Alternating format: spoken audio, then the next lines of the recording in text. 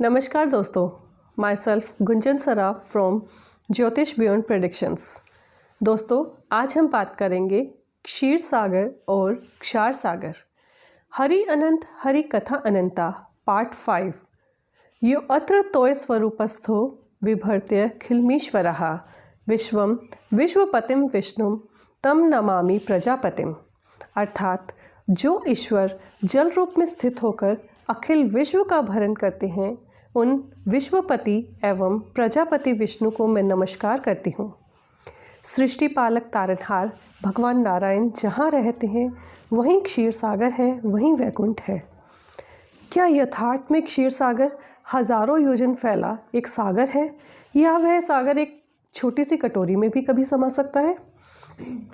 क्षीर का अर्थ है जल, दूध और खीर। यही हमारी 3 अलग अलग मानसिकताओं को भी दर्शाता है। पहली मानसिकता है जल, जो बिल्कुल बाहरी सतह की तरह है। पीने लायक जल का महत्व हम सब जानते हैं, और यदि हम इसका दुरुपयोग न करें, सहज कर रखें, तो प्रचुर मात्रा में जल हमारे पास है, जो वरुण देवता और इंद्र देवता की कृपा से रिसाइकल होता है।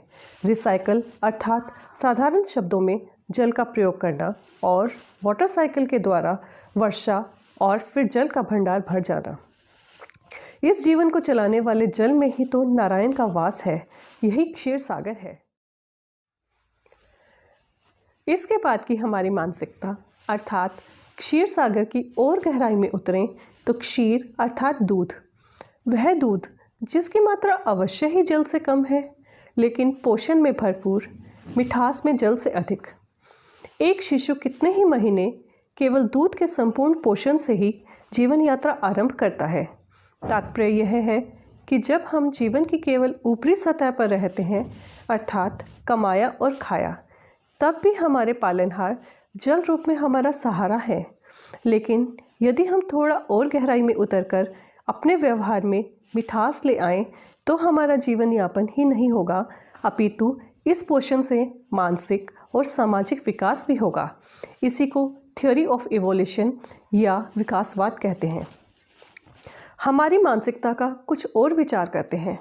अब थोड़ा और गहराई में उतरते हैं। संत कबीर जी ने कहा है, जिन खोजा तिन पाया, गहरे पानी बैठ, मैं पपूरा बूढ़न डरा, रहा किनारे बैठ।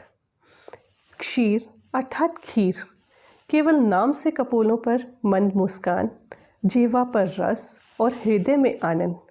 ऐसे ही तो है मेरे नारायण। खीर बनती है जब अमृत या प्रेम रूपी दूध में कभी न नष्ट होने वाले शांति रूपी अक्षत अर्थात चावल के साथ मिलकर एक रूप हो जाती है।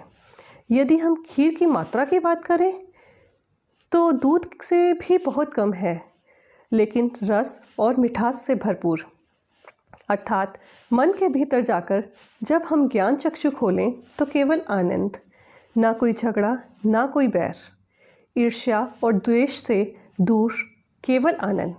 कोई भी कुंठा मन में न रहे, अर्थात बिना कुंठा वाला मन, बैकुंठ, जहाँ विराजते हैं मेरे ठाकुर।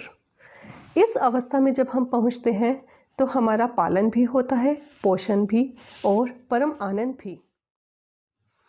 क्षीर के तीनों रूप जल, दूध और खीर हमें सत, चित्त और आनंद के अलग अलग आयाम पर ले जाते हैं, और अपने अंदर होती है सच्चिदानंद की अनुभूति।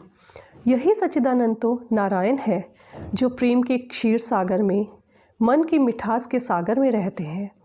और इसके लिए तो मीठी सी मुस्कान के साथ एक कटोरी खीर भी सहस्त्र योजन सागर से भी विशाल है। भगवान श्री कृष्ण ने स्वयं गीता में कहा है, प्रसादे सर्व दुखा नाम हानिर्स्योपजायते, प्रसन्न चेतसो हयाशु बुद्धि पर्यवतिष्ठते। अर्थात प्रसन्नता प्राप्त होने पर व्यक्ति के संपूर्ण दुखों का नाश हो जाता है, और ऐसे प्रसन्न चित्त वाले व्यक्ति की बुद्धि निस्संदेह बहुत जल्दी परमात्मा में स्थिर हो जाती है। ये तो बात हुई क्षीर सागर की। अब हम बात करते हैं क्षार सागर की। क्षार सागर अर्थात नमक से बना हुआ सागर। ये नमक क्या है? हमारे मन का द्वेष, हमारे मन के अवगुण।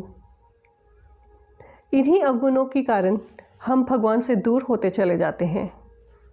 हमारी पृथ्वी के चारों तरफ हमें क्षार सागर ही मिलता है।